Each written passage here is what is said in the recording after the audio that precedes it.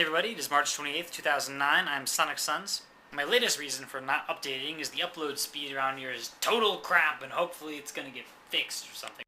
But anyway, I'm here to talk to you about immortality, and not just in a fictional sense, but actually in a non-fictional sense. And you may say, Sonic Suns, that doesn't make sense. People are mortal, they're not immortal. That's the realm of fiction. You're like, well, the thing about mortality is you never know if you're mortal until such time that you die, and upon death you say, aha, that guy was mortal. And in the meantime, while you're still living, technically, how long are you going to live? You see, because technology keeps getting better and better, as technology is apt to do, and lifespans get longer and longer, and there's a thought that at some point, with the ever-increasing technology things, lifespans might get ridiculously long. Now, for most of this discussion, we're going to be neglecting some clear ways you could die, like, if you were in an accident, or if someone murdered you, or something, clear and obvious. What we're going to talk about is death by aging. Just a general fact among humans, among most other species, that as you get older and older, beyond the point of normal adulthood, each new year you become more likely to have problems, whatever sort they may be, but just the body starts to break down in any number of ways. And there are some very smart researchers working on many fronts trying to figure out why on earth the body does that. And it's an interesting thing to note that not all species age this way, actually. There's a bristlecone pine, which was, I think the oldest specimen is 4,800 years old. And it just keeps growing and doing its thing and being alive and apparently doesn't, get old, per se. It doesn't become likely to die. It could get killed at any moment if someone came by and chopped it down, but, as far as regular aging things goes, we have an example of a living organism that doesn't do that. And smart people are trying to figure out how maybe we could replicate this in any number of scenarios, which raises all sorts of questions. I'm sure some of you are like, wait, immortality? The whole never ever dying thing? That's just crazy. Why are we even talking about that? I mean, there's always going to be some disease or some disorder or something we don't know how to cure yet, and so at some point they're going to get killed off by something. Well, we're not necessarily talking about you're absolutely immortal and there's absolutely no way in the whole universe you could die for any reason. But suppose we cut these things down dramatically and human lifespans become like 200 years or 500 years or something crazy. Now, how would this happen? Well, there's a number of avenues of medical research and technology, but get this basic idea that we all know that technology just keeps getting better and better, and it keeps getting faster too. It accelerates, right?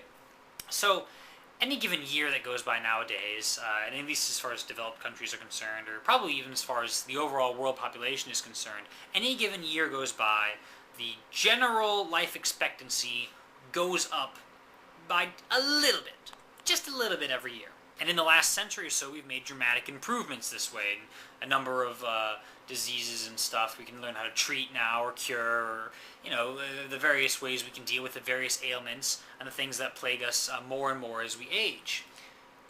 Now we apply the technology getting faster and faster bit. Imagine if at some amazing threshold point, technology is now moving at such a pace that in a year's time, the average life expectancy goes up by 2 years. So imagine technology gets so cool we reach that point, and you happen to be 50 years old, and at this point, the expected lifespan is 100 years. You think to yourself, wow, okay, in 50 years I'm probably going to die, right? Except 50 years later, things have gotten ahead of you, so that now the expected lifespan is 200 years. Okay, so in 100 years I'm going to die. 100 years later, though, you're 200 years old, and now the expected lifespan is 400 years. And so the actual point at which you will die keeps getting further away from your actual age. This is what they call the actuarial escape velocity. And it's like functional immortality. You get to be like 400 years old, you're like, you know what, screw it, I don't care about aging anymore. Of course, in this model, it's important to point out that at any given moment, you might die.